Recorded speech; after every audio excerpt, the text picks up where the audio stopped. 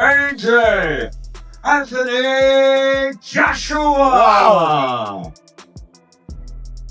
199.4. Like that? Who do you think you are? I am.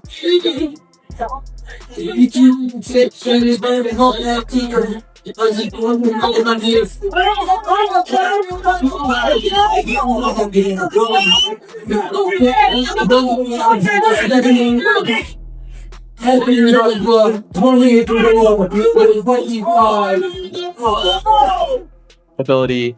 You did say something, and I'm paraphrasing here, so please correct me if I'm misinterpreting it. You said if I could kill him, I'll kill him. Yeah.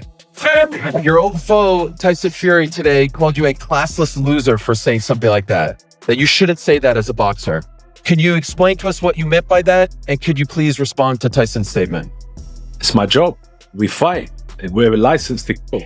I'm sure many people don't understand it, but this is what my job is. And I just enjoy what I do. Whatever happens, happens. As long as my hand's raised, that's what's important, right? Respectfully. That's just the mentality we have to have as fighters. I don't know if any other fighter thinks that way. Maybe they're a bit more tamed.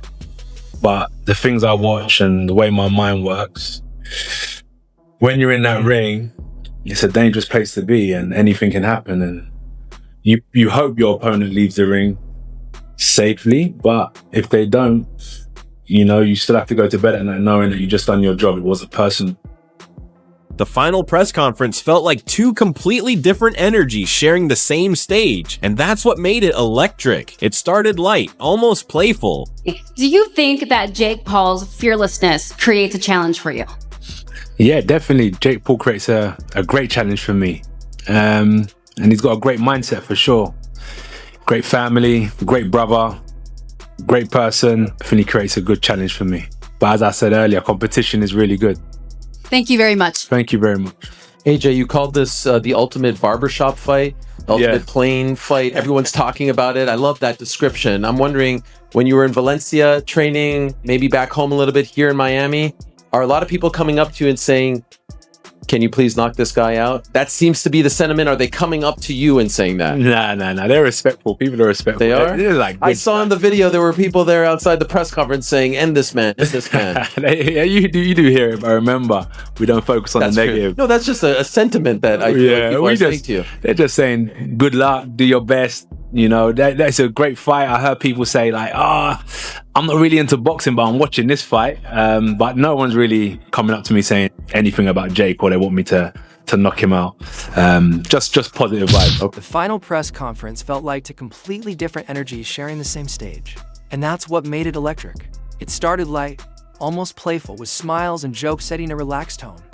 Let's go to war. Men have done crazier things throughout human history. This is the modern day gladiator sport. This is what we're here to do, is each other up. And I'm ready. I want his hardest punches. I want there to be no excuses when it's all said and done, and let's each other. Jake joked about Anthony Joshua's listening to something better than me, while Joshua brushed it off with a calm, unbothered smile. But even in that moment, you could feel the competition quietly buzzing beneath the surface. Focus on more positive. Exactly. That's why I'm not going to ask you about that. But Jake, do you view it? Push your confidence. Absolutely. Do you view it this way? Do you view it as old guard versus new guard, that he's representing boxing and he's been tasked with ending the Jake Paul experience, and it's up to you to...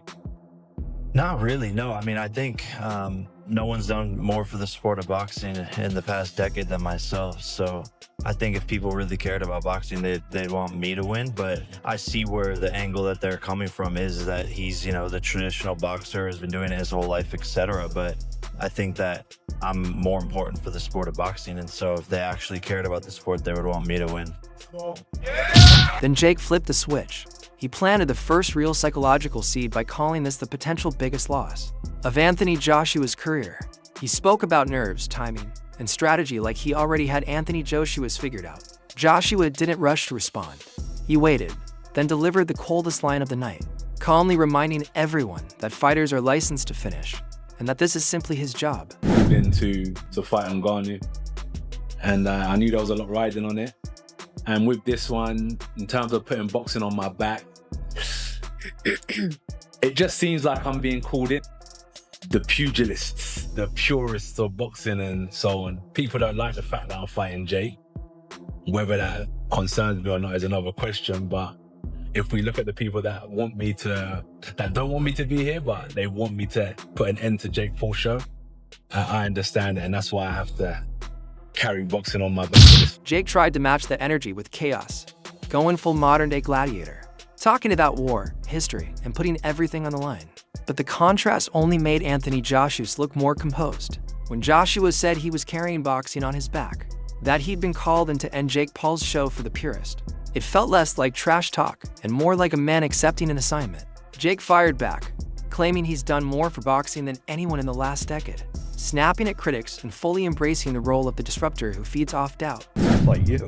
I just thought a brilliant opportunity, man, you know, because I understand what his audience tuning in, what it does for boxing as a whole, and the ripple effect it has on the industry that I'm in. Because when Jake moves aside, boxing still benefits. I'm a pure boxer, so boxing still benefits. I just thought, what a great opportunity to perform in America just before Christmas.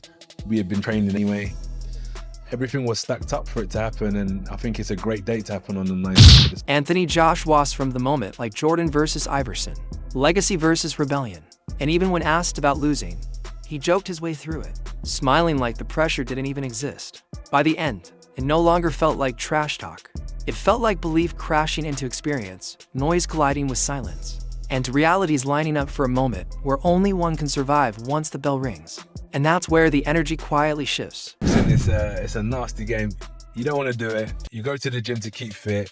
As Eddie said, you can see this guy's got a bit of talent. Hey, get some gloves on. Next minute, hey, what do you want to do, some sparring? Next minute he's fighting Tank. Next minute he's fighting Anthony Joshua.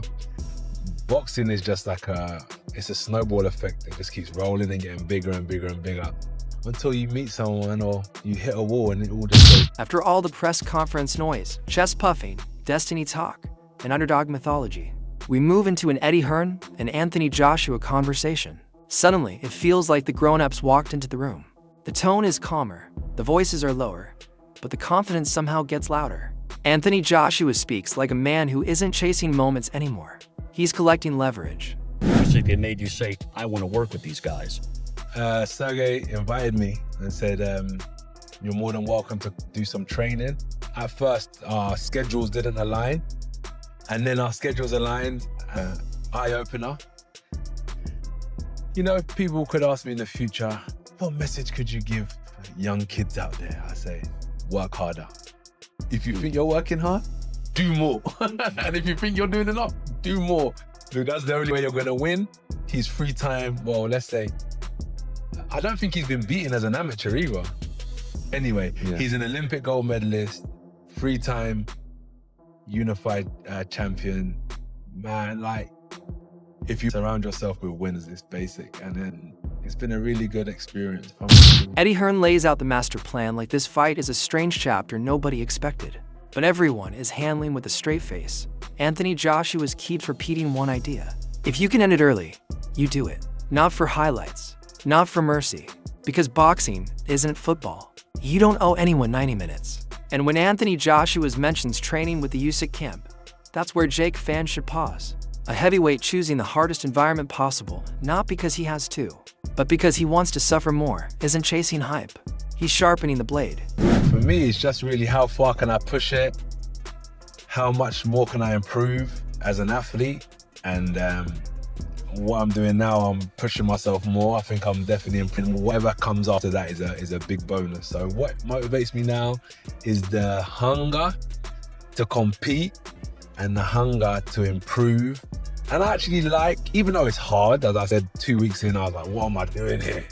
I kind of like the athlete lifestyle.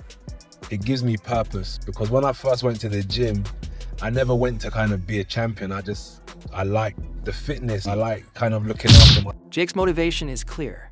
Money, exposure, disruption, keep the machine moving. Anthony Joshua's motivation is scarier. Improvement, discipline, and the quiet belief that once you strip away the Netflix lights, the influencer aura, and the circus atmosphere, you're left with a boxer who's been here before versus one who hasn't. That's why this feels inevitable. Not because Jake doesn't believe. He believes completely. But belief always meets reality. And Anthony Joshua sounds like someone who already knows how that meeting ends. Don't forget to like, share, and subscribe to Boxing. See you in the next one.